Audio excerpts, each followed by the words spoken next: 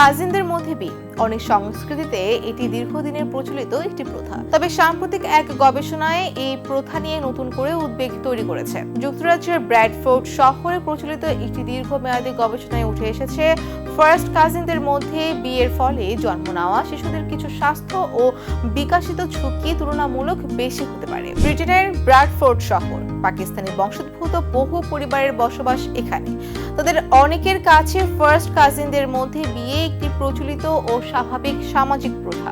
29 বছর বয়সে আয়েশা নিজেও বিয়ে করেছেন তার ফার্স্ট কাজিনকে। তিনি বলেছেন তাদের সংসার সুখের এবং তাদের 2 সন্তানও সুস্থ। তবে নতুন প্রজন্মের অনেকেই এই প্রথা থেকে সরে আসছেন। আয়েশার ছোট 2 বোন সালিনা ও মালিকা সিদ্ধান্ত নিয়েছেন পরিবারের বাইরের কাউকেই জীবনসঙ্গী হিসেবে বেছে নেবেন। তাদের মতে শিক্ষা, সামাজিক যোগাযোগ এবং স্বাস্থ্য ঝুঁকি সম্পর্কে সচেতনতা মানুষের দৃষ্টিভঙ্গি বদলে দিচ্ছে। এই পরিবর্তনের পেছনে বড় কারণ হয়ে উঠেছে বর্ন ইন ব্র্যাডফোর্ড নামের একটি দীর্ঘমেয়াদী গবেষণা। 2007 থেকে 2010 সালের মধ্যে জন্ম নেওয়া 13,000-এরও বেশি শিশুকে নিয়ে পরিচালিত এই গবেষণায় দেখা হয়েছে তাদের স্বাস্থ্য, ভাষাগত বিকাশ, শিক্ষাগত অগ্রগতি ও চিকিৎসা গ্রহণের হার।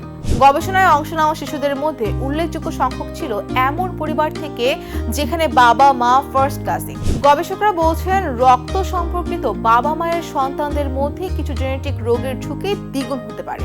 এছাড়া ভাষাগত বিকাশে বিলম্ব, স্কুল জীবনের প্রাথমিক পর্যায়ে পিছিয়ে পড়া এবং তুলনামূলক বেশি স্বাস্থ্যসেবা গ্রহণের প্রবণতাও লক্ষ্য করা গেছে।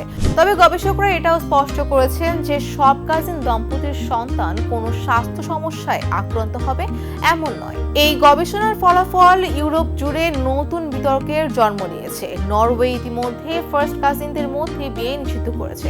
সুইডেনেও একই ধরনের আইন কার্যকর হওয়ার পথে। অন্যদিকে যুক্তরাজ্য সরকার এখনো নিষেধাজ্ঞার পথে না গিয়ে জেনেটিক কাউন্সেলিং ও সচেতনতা বৃদ্ধির নীতিকে গুরুত্ব দিচ্ছে। তবে সব গবেষক একমত নন যে সমস্যার একমাত্র কারণ কাজিনদের মধ্যে বিয়ে। কিছু বিশেষজ্ঞ বলছেন একটি নির্দিষ্ট জনগোষ্ঠীর মধ্যে প্রজন্মের পর প্রজন্ম বিয়ে হওয়ার ফলে একই জিনগত বৈশিষ্ট্য বারবার ছড়িয়ে পড়তে পারে। অর্থাৎ বিষয়টি শুধু কাজিন বিয়ের মধ্যেই সীমাবদ্ধ নয়। বিশেষজ্ঞদের মতে এই বিতর্কের মূল প্রশ্ন হলো নিষেধাজ্ঞা নয়, বরং সচেতনতা। কারণ তথ্য ও জেনেটিক ঝুঁকি সম্পর্কে শিক্ষা মানুষকে নিজের সিদ্ধান্ত নিজেই নেওয়ার সুযোগ করে দেয়। আর ব্র্যাডফোর্ডের সাম্প্রতিক গবেষণা সেই আলোচনাকে নতুন করে সামনে নিয়ে আসছে। কাজিনদের মধ্যে বিয়ে করবেন কি করবেন না সেটি ব্যক্তিগত ও সামাজিক সিদ্ধান্ত। তবে সম্ভাব্য ঝুঁকিপূর্ণ সম্পর্কে সচেতন থাকা এবং প্রয়োজন হলে জেনেটিক কাউন্সেলিং গ্রহণ করা ভবিষ্যৎ প্রজন্মের জন্য গুরুত্বপূর্ণ হতে পারে।